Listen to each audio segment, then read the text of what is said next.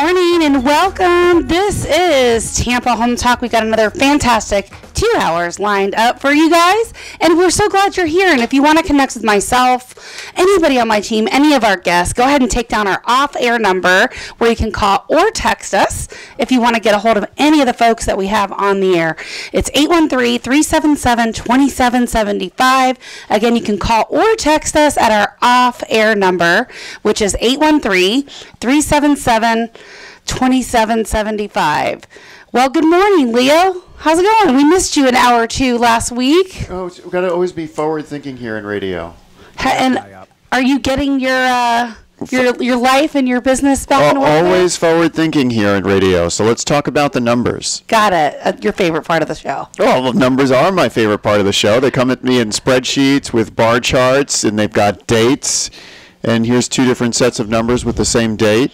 So this week's numbers are pretty cool because they're pointing in the direction we've been talking about, that everything is still going, up in terms of prices. How is that good news? Well, the number, it is what it is. I'm a buyer. I can't find a house. Yeah, it's not so good for the investors right now or the first-time home buyers. They're completely priced out of the market. So when you look at, again, we're looking the last 7 days. We're looking at the number of active listings on the market as of this morning, and we're looking in 3 counties, so Hillsborough, Pasco, and Pinellas. Eventually we'll slide Hernando in there. Yeah, maybe if they play in the sandbox with the rest of the world in terms of MLS. It's too hard to pull the data on their clunky MLS. But anyway, the number of active listings as of this morning was only 673 single-family homes, all 3 counties in right now as of this morning. But if I'm a buyer, I only need one. That's right, but you look at how many buyers. Let's talk about the number of buyers. Aren't there like 100 people moving to Tampa every day? The number, there has to be, and I would love to know where to get the updated stats because I don't, but I can tell you the last one that I saw said that about 1,000 people a day were moving to the state of Florida. That number's higher. We know it is. It's absolutely higher. I'm not so sure. I mean, Tampa's got 100, 150 people a day, and Tampa's one of the 4th largest markets, so behind... You've got to have more than 100 a day. I just feel it. Here in Tampa? Yeah. How do you feel it? Greater Tampa Bay. For one... In your bones, like it's going to rain? You walk outside... I was promised hail yesterday. It never happened. Okay, meteorologist. Let's finish with the numbers. I was promised. Before we get into the weather, shall we? Okay. All right, so it's going to be hot and sunny all weekend long. I know. It's a great boating weekend. All right, so the number of pending sales literally double, 1,215. That's always up. That's pretty much right in line with what we're seeing every week. But our number of solds have jumped. Last week it was 978. This week it's 1,169. It's a pretty significant little jump. Yeah, so a lot of contracts finally got through the squeaky wheels of financing. So I have to share a conversation that I had yesterday with one of our clients walking through the property. A very sharp, savvy guy. He's been in the military for... Set the stage for us. Single-family home? Single-family home was actually in Hernando, so it didn't report in our numbers. So it's a 2-bedroom, 1-bathroom? No. It's the 3-bedroom, 2-bath. But anyway. 1,700 square feet. No, lot. You have a land, right? No HOA, kind of what they were looking for. But we were talking, and he said, yeah, I've got some friends all over the country, and we were just chatting about how they have these houses that they own, and they know there's problems with them, and they're putting them on the market now. And I said, yeah, because they can sell that house in this market. Mm-hmm. That's the reality of it. They can absolutely sell that home in this market. Pat, there's hope for you in your sinkhole home. Okay, let's not pick on Pat. So, yeah, I mean... Let's not. That's the interesting thing is the numbers are just they're still climbing, and there's still only 673 single-family homes to sell. Okay, so let's just say I want to take advantage of the Dogecoin of the real estate market right now. Oh, my gosh. I knew you were going to bring that up. And if I wanted to take advantage of that and sold my home, where would I live? Rent prices are also through the roof. Rent prices are also through the roof, and I wish I could tell you I knew all the details, where the top was, what the bottom number was, but nobody knows for sure, right? And I hear a lot of people saying, oh, well, I'm just going to wait, right? I'm going to wait to basically invest until all of these people are gone, right? Till basically all this nonsense and mayhem of the market is over. And, you know, I had this conversation with a buyer that was looking to basically buy a property, and they said, well, we think we're just going to rent for another year. We're going to rent until next year when we have 20% to put down. And I said, well, that's good thinking, right, about putting the 20% down, but here's something to consider, right? Home prices are up over 20% from last year. So what happens if we don't have a market slowdown in the next year and home prices are up again another 20% at this time next year? Now you've reduced your buying power, right? Because that same home, you do the math, Mr. Quick Math, the same home that costs $300,000 today, $360 is $360 next year. So 20% of 300, $60, and 20% of 360. I love having fun with you. 72. You get the point. 72. Anyway, so it's about basically taking advantage of the number now. And so, you know, I'm still a Dave Ramsey ELP, so I get a lot of calls. I get a lot of referrals through his network still. And so what I'll tell the ELPs, and this one was interesting too because... What's the E stand for? Endorsed local provider. Okay. So anyway, it was a husband and wife. And so Dave preaches all the time, no credit score, no credit score. Your credit score can be 0 and you can just go buy anything you want in cash. Well, sure, you can, but except for a house. Let's talk about that, right? That's a much bigger number to just write a check for. So most of the time, people But are it feels going to good when you finance come into that closing with that briefcase and it's got money in it, and you open it up and you go... Which they will not take, by the way. Yeah, but Yeah, find a briefcase. I'd like you to find a briefcase that I just described with the three, you know, the old type with the three little the tumblers. yeah. Put the code in. I think my husband has one of those. That somewhere in the sounds closet. so good. You'd have to agree with me, right, Kim? Absolutely. The opening sound of the... Yep. It sounds awesome. They don't make those anymore? No. Really?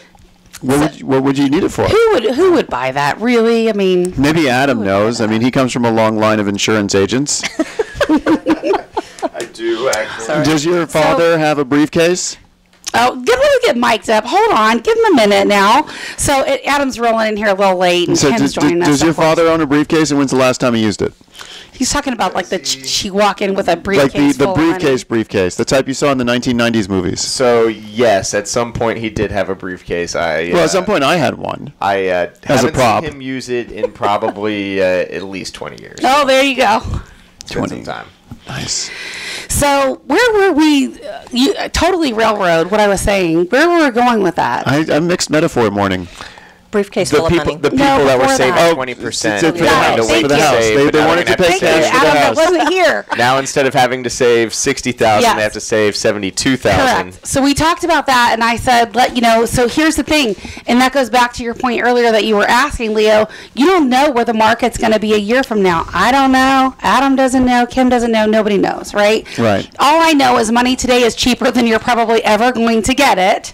So, I tell the day people that are all about putting the 20% down, look, you have no debt.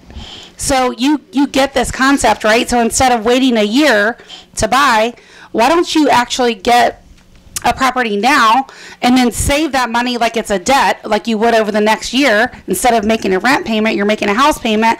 Apply that chunk down. Your lender can also recast your loan, which will drop your payment. That's not a refinance, by the way. Different. So if you want to talk about that, you can call or text. We can tell you how it works. 813-377-2775. 813-377-2775. So that's the point. And the other thing too, which was the other point I was getting to, she had no credit score. Hers was gone. She had paid off all the debt, nothing, no credit score at all. He was down to 1. And so when I had Sarah run the numbers, she said in 4 months his credit score is going to disappear. So let me tell you what that means. So his credit score was a 1? No, he had 1 credit score out of 3. Okay. It was in the high 700s. Oh, that's a good number. But I only had 1 credit score out of 3. Oh, wow. So here's the thing. When that credit score goes away in 4 months, I told him now you're looking at a manual underwrite through FHA. And the MIP on that is now permanent for the life of the loan, as opposed to conventional with what we just talked about with your plan, saving that extra 10% while you own the house and not while you're renting, and then applying that chunk down a year later, right? Or 10 months or 13 months or 14 months or however long it takes you.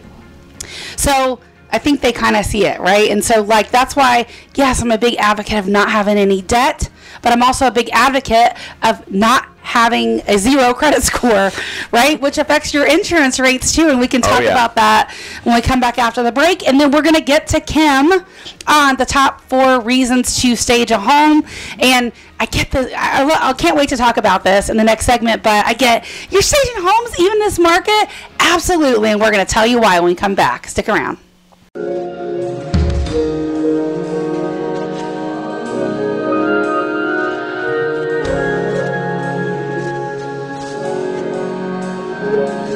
All right, welcome home. This is Tampa Home Talk. We're back.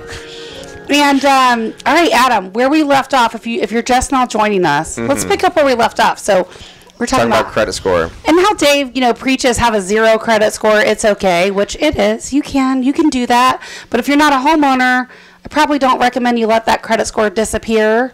And totally agree with that, and I'll tell you why. There's so many reasons. Like, if you probably don't need credit, right? Like, if you pay cash and you live by that abundant mindset, you live below your means, you probably don't need credit until you need it, right? Like to buy a house or something like that.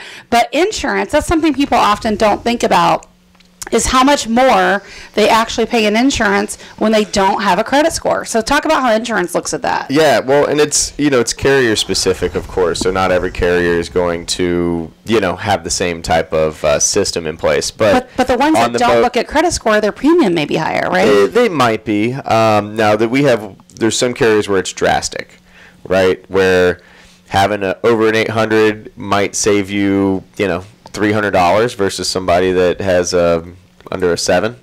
Okay. So, I mean, it's pretty significant. But if you have no credit score at all, or you're like in the 500s, doesn't that play a part? Yeah, I mean, then it wouldn't stop it from being written, but you wouldn't be seeing the best rate, that's for sure. So they have risk-based pricing, right? Like absolutely. lenders, I would imagine. And so that risk-based pricing, how much would you say it adds to the average homeowner's policy, which is what, by the way, these days on the average house? I would say the average homeowner's policy is probably $2,000 at this point. I would love something that low. At least $200. I would love something that low. We did somebody had a condo that we can get under like 6, but everybody's trending towards $2,000. I had somebody that replaced their roof, and the best we can do is get them from 26 down to 16. And I would say that's an average, dwelling limit, coverage base, that kind of stuff. They want to make sure they stay in the black. I get it, but so it's going up for sure. So, and then it multiplies then when you're looking at it from a credit standpoint, right? Because that's just it's not a set number. It's not like, oh, this person gets 300 off, this person gets 200 off. It's a multiple. Yeah. So the more expensive it gets, the more that credit score is going to matter. Here's the thing that people don't realize. You could have one credit card that you have forever, and you literally put gas on it one time a month and you pay it off, and that's going to keep a credit score. Yeah.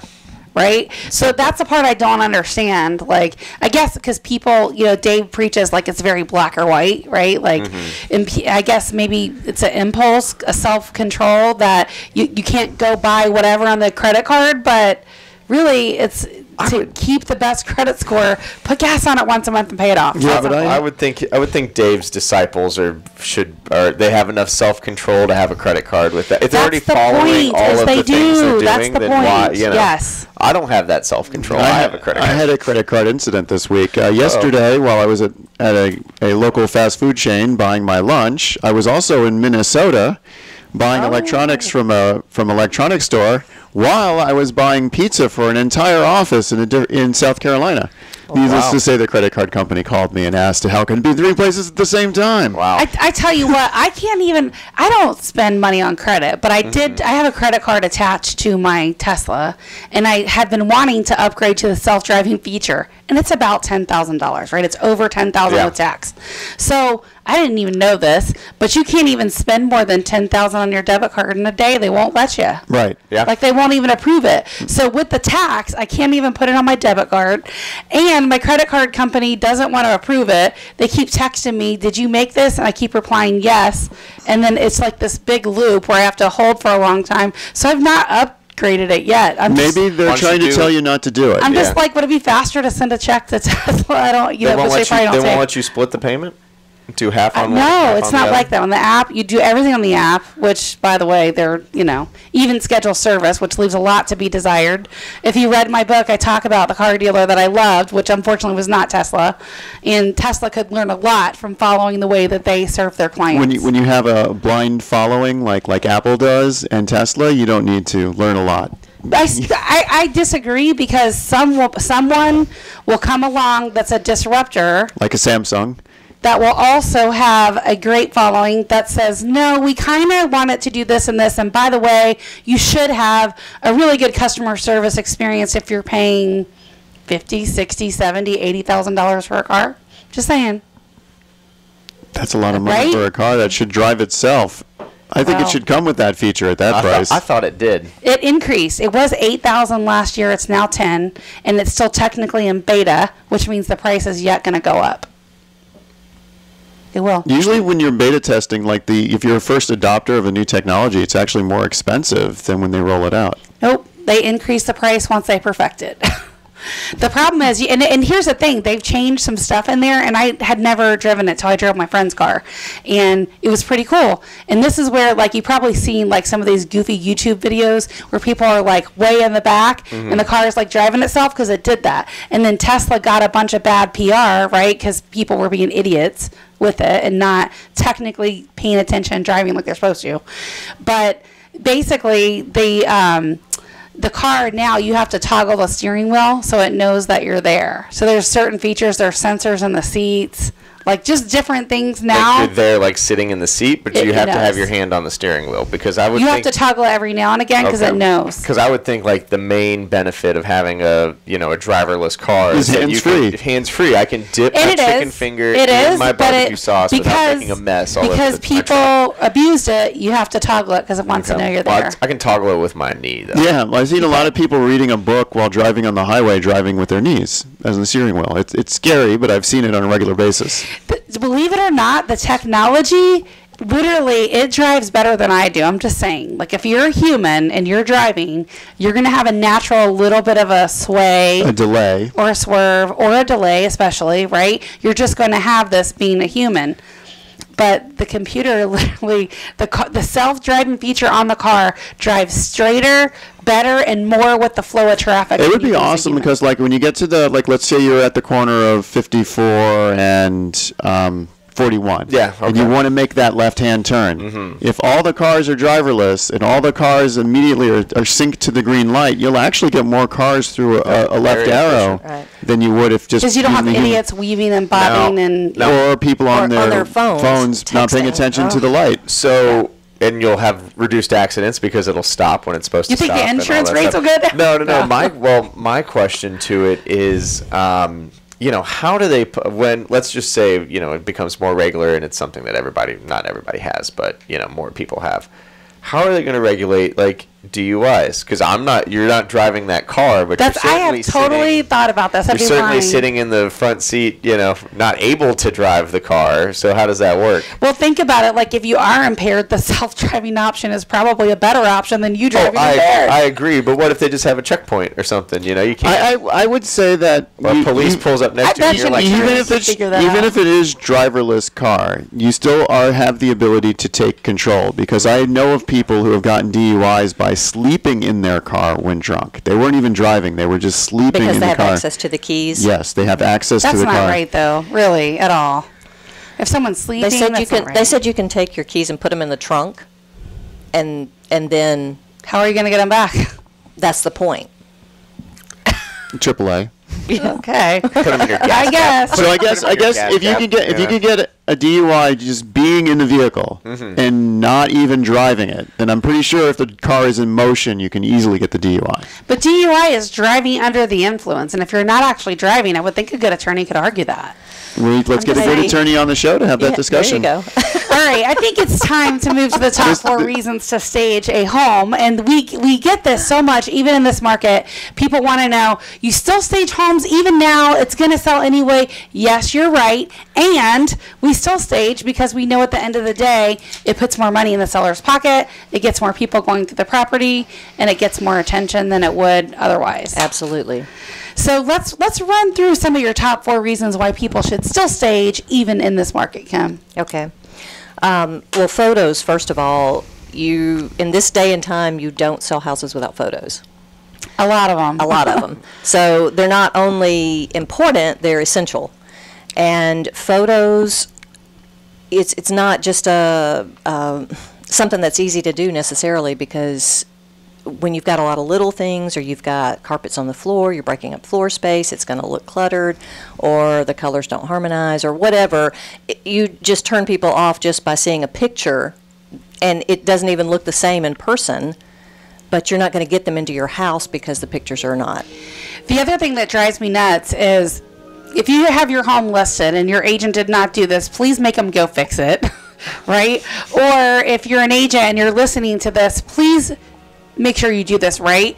When you put the photos in, not only should there be a lot of them, but make them flow in order. Yes. Oh, it should literally be the front to the front door, to the foyer, to the living room, to the kitchen, to like wherever you're walking. Don't go bathroom to backyard to yes, kitchen to please bedroom. don't.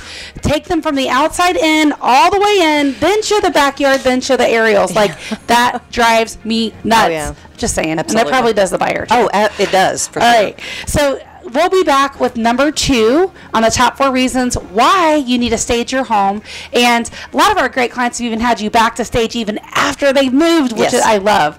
Anyway, this is Tampa Home Talk. We're at 813-377-2775. Back in a moment.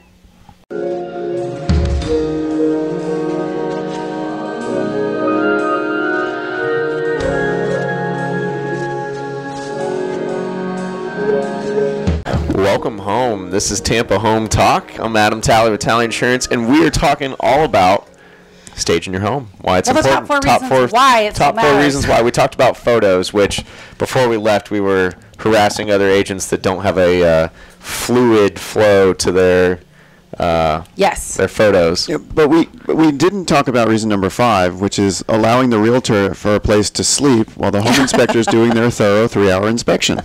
Oh my gosh, Leo. Take a nap.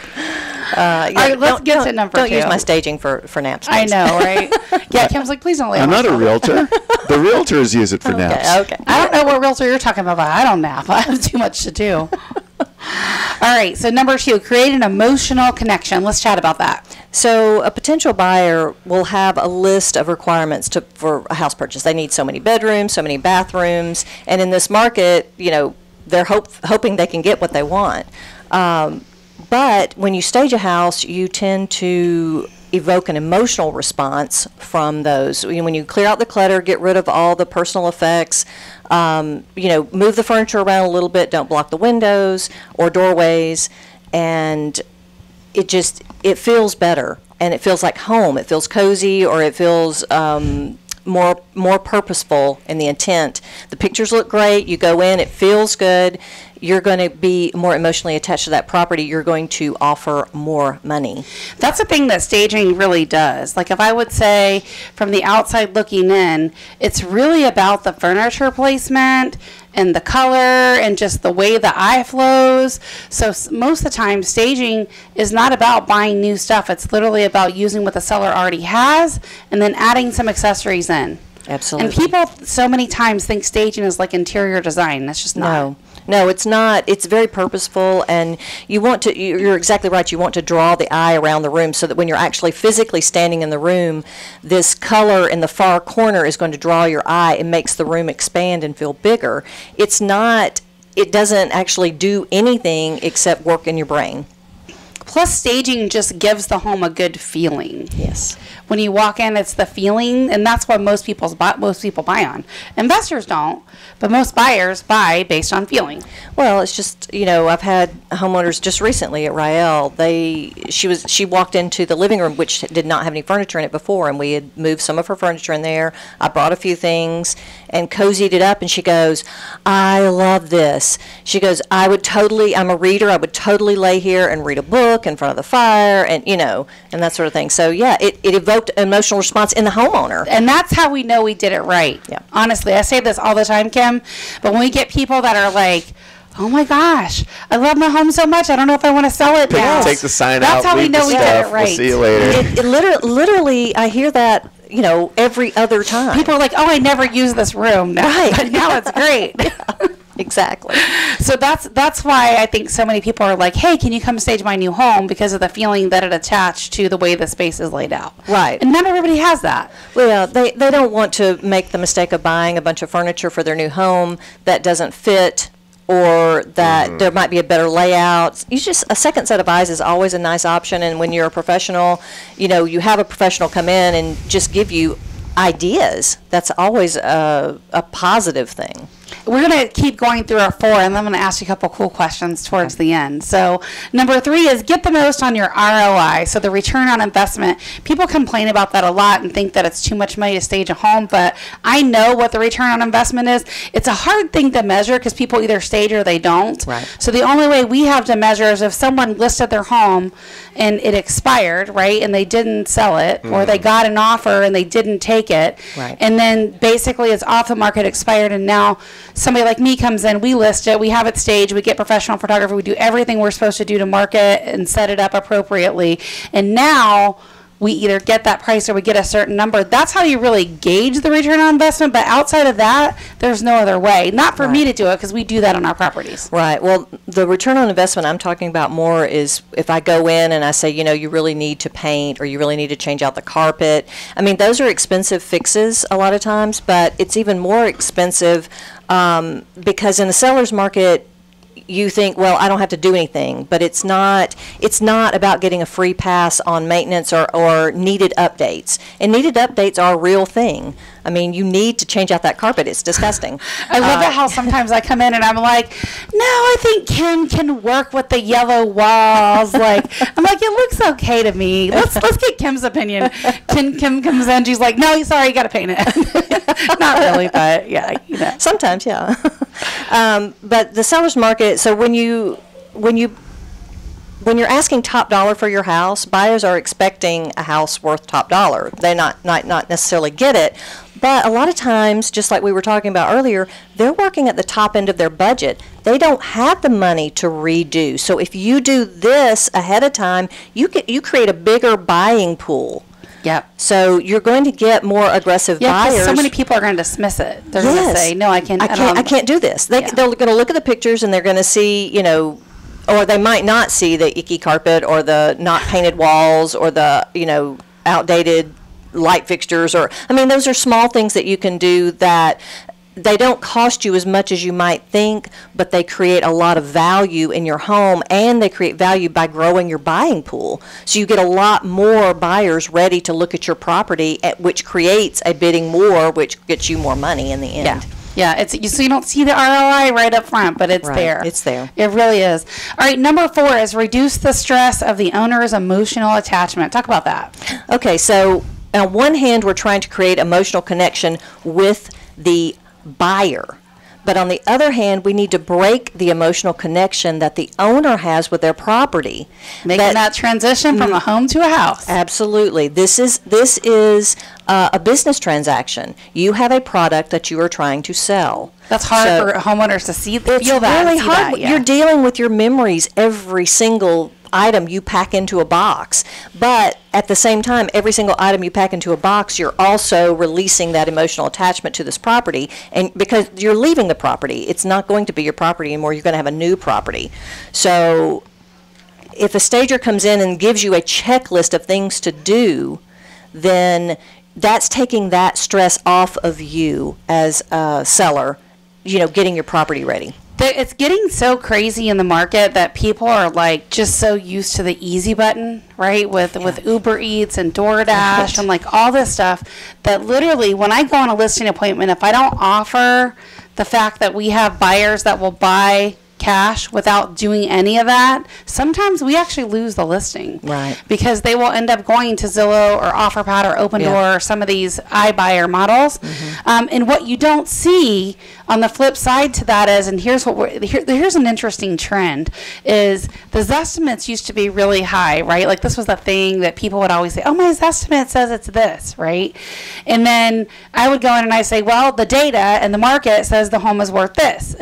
And this is the range, right? And that number, historically speaking, was always a little bit lower.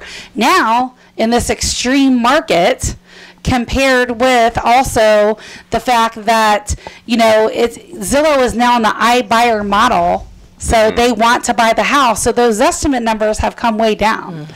So the other thing people don't realize is they have about anywhere from 9 to 12% in fees built into their contract, which they give you a number, but you're not taking into consideration the fees. They don't call it commission. They call it other stuff. I forget what it is, but they have fees built into that. And so when you calculate all of that out, you're actually going to walk away with less. Plus, it's not on the open market.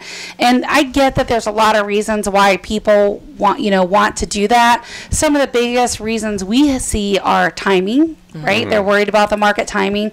All of the stuff we can fix, by the way. So if you're willing to just endure a little bit, not even a lot, just endure a little bit, we've seen more post-occupancies by the seller than I've seen in any other market, where the buyer allows the seller to stay until they're ready to leave. We've seen that in so many markets.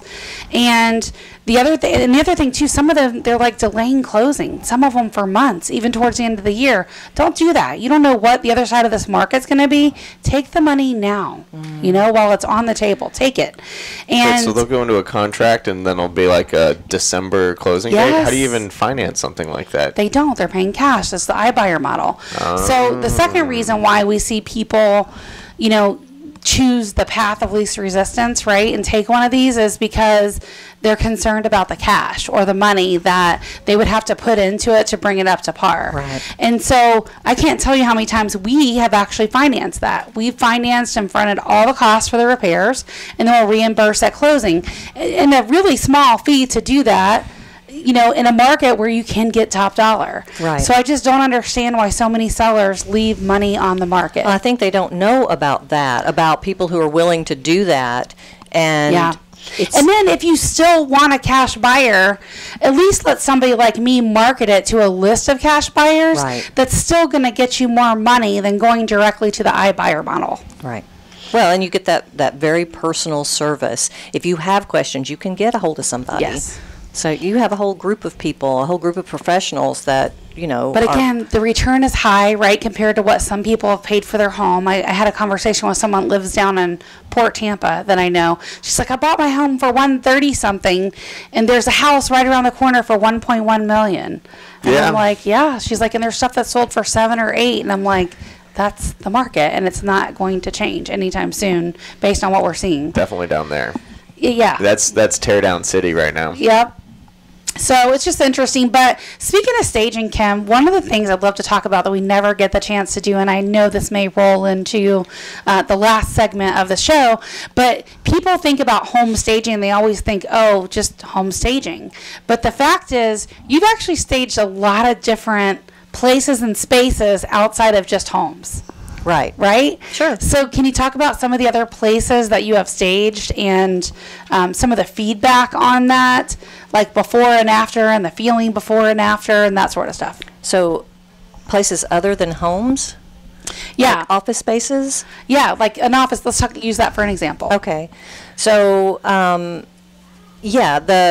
what comes to mind is the counselor's offices. Yes. Where one of the clients was like, I come here to get happy, but this is really depressing. The place is drab. Oh my goodness. And she's like, but I tried. She had a couple of nice little posters and of fun, some nice the chairs cat and hanging from the limb, hang in there. Hang in there, yeah, right. But she just didn't know what to do.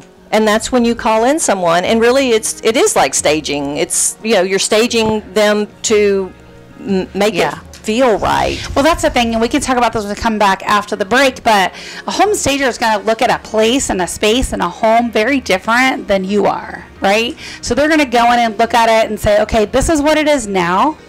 Here's the objection. Here's what we're trying to, the end result, the goal we're trying to reach, and then you put together a whole plan on how to make it happen. So, all right, this is Tampa Home Talk. If you want to get some information or you want to see what it would be like to stage your home, you can get a staging report. Kim does these at no cost, and then she'll come back and actually do the work for you, which is where the magic happens. But our author number is 813-377-2775, 813-377-2775.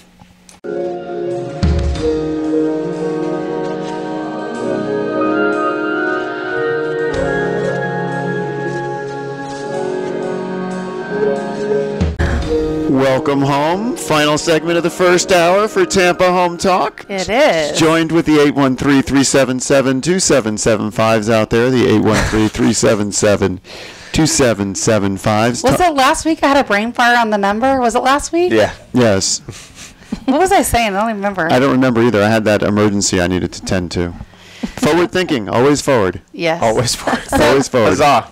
Call or text if you need us, 813-377-2775. So, Kim, let's talk about some of the things that you have staged other than homes.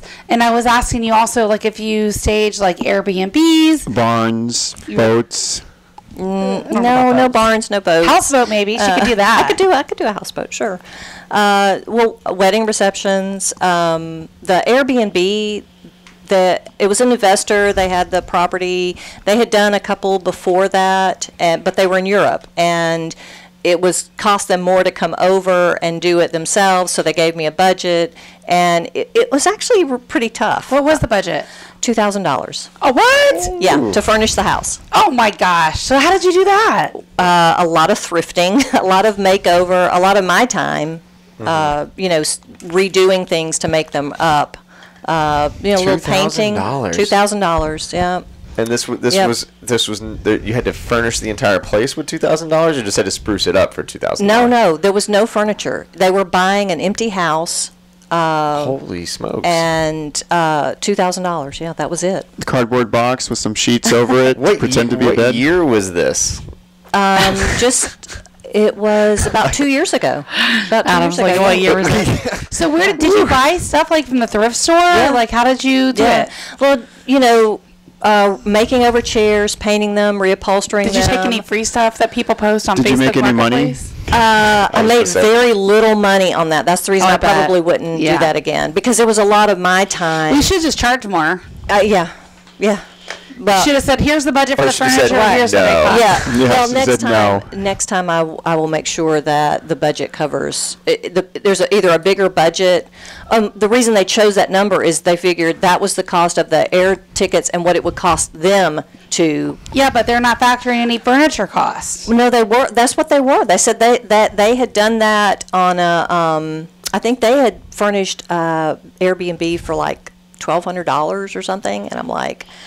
I'm sorry, I don't know where you're getting your stuff. But and here's the thing. You can't even go to IKEA with $1,200. Well, here's the thing. We had a guy on that does that. So that's their wheelhouse, is they, help rent and keep these Airbnb type properties full. Right. And even he said, don't try to furnish your Airbnb with your grandma stuff. Like, literally buy some nice stuff. Right. Because you're going to get a big return on the investment that people are going to spend. Agreed. Well, this ended up being, cute, cottagey, coastal. It looked good. A lot of painted furniture because paint updates everything, and mismatched furniture can be updated with paint. If you paint everything the same color, then it looks like it goes together. So that's a good tip for homeowners. So you staged offices. Yes. And so you staged a therapist office. Yes. What else? Any other offices? No, just the one therapist office, because that's not. I don't really market myself to that. Now, would that be staging or would that be interior design? No, it's still staging. It's still staging, just because, I mean, there is some design. There's a design element. There is a design element, but it's mostly staging, because you do have to take into account what the property is being used for, because it's being used for, like children are coming in and they had toys and stuff. They needed storage. And we're talking about, smaller offices, and they need storage in the smaller offices. They need room for extra people in these small offices, plus the therapist. And so, yeah, we came up with some kind of cute ideas for it. And I thought it turned out really well. And you've also staged a wedding venue, you said? Yeah, wedding where reception. Was that? This was downtown St. Pete, and one of the businesses, they have an upstairs that was available for rent, and it was kind of, it's a kava house, so it was like, grassroots kava house, why not? Yeah. They had a big mandala painted on the wall in the right colors, but the wedding was actually the beach, and so they came back, and it was a very small, 20 to 30 people. I didn't really know what I was walking into, and so I'm like, okay, it's beach themed. It's colors are turquoise and coral. That's all I knew. That was it. And so literally, I'm throwing plants and whatever else into baskets and rushing over there to get it done. And it turned out just fantastic. I mean, way more than what they expected, because they didn't really know what to expect, because they hadn't planned. So. Oh, so this was like a last minute thing. Yeah. Well. It wasn't totally last minute. It was totally last minute only on my part, because I didn't get the. So what were they didn't going? Respond. What were they going to do? Were they going to just literally? Well, they had a bartender lined up. Which actually, talking to the bartender that showed up, he's like, yeah, the bartender they hired couldn't do it because he got sick, and so. He's like, can you do this favor for me? And he's like, well, okay, And so he was showing up, he didn't know what to expect. The caterers were there. They had plans, but what happened was a miscommunication. The person who was supposed to tell me to, yes, we want you to do this, didn't do it. Didn't do it. So I'm like, how much runway did you have there once you knew you had to do it? Or you could do it. About 4 hours. Ooh. Yeah. Ooh. Yeah. The stage for a whole wedding. That is. Well, I knew it was going to be a small venue, so I was a little. The only thing I was worried about was getting there on time and having time to do it, because in a small space you can only do so much. Yeah. It's so what are some of the things you did with it? Because I think you're shooting photos and stuff. So what did you do? They did most of the photos at the beach, but then we created a table for the cake. In the backdrop and the. Flowers for the center, a sign-in area, to sign the guest book and a gift table. I was thinking about my wedding, and I didn't have a wedding planner or any of that, because we couldn't afford any of that when we were young. And literally, do you know what my centerpiece was? We put a bottle of wine on every table. That's what we did. That was my centerpiece. That would go over really well. Happy? I would approve that. But people liked the wine, and they were actually taking it home. Like when some of the tables didn't drink it, they're like, "Can I take this?" We're like, "Yes." That's what you do with centerpieces at weddings. Yeah. So I went to a wedding at Columbia, and they had it in those big they had all the centerpieces in those big hand painted pitchers that they had. Oh, that's cool. Yeah. And they let us take one of those home, so we got that sitting on our countertop. Well, that's somebody was telling me that they had used some antique or vintage salt and pepper shakers on each of the tables, and they weren't supposed to let them take that. People took them. I guess they didn't ask, but I think that's a thing, isn't it? That people take the centerpieces. That is a thing. People are thieves. That's a thing. No, but I didn't think it was considered thieving. I thought, maybe you asked. How many things have you stolen from weddings? I don't take anything. Happiness and love. Happiness and love. No, but it's the whole drawer of salt and pepper shakers from weddings. Usually it's them giving it away, so I guess I didn't think about it. So. Well, if somebody says that, I haven't been to too many weddings, so I don't know. Lately. All right, Kim, thanks so much for joining us. And if you want to get the top 4 reasons to stage and you missed this because you were in and out of the car, don't fret. It will be available via a podcast and on YouTube. While you're there, go ahead and hit the like, subscribe, and the little bell. And we'll be back for hour number 2, so stick around. This is Tampa Home Talk. Yeah.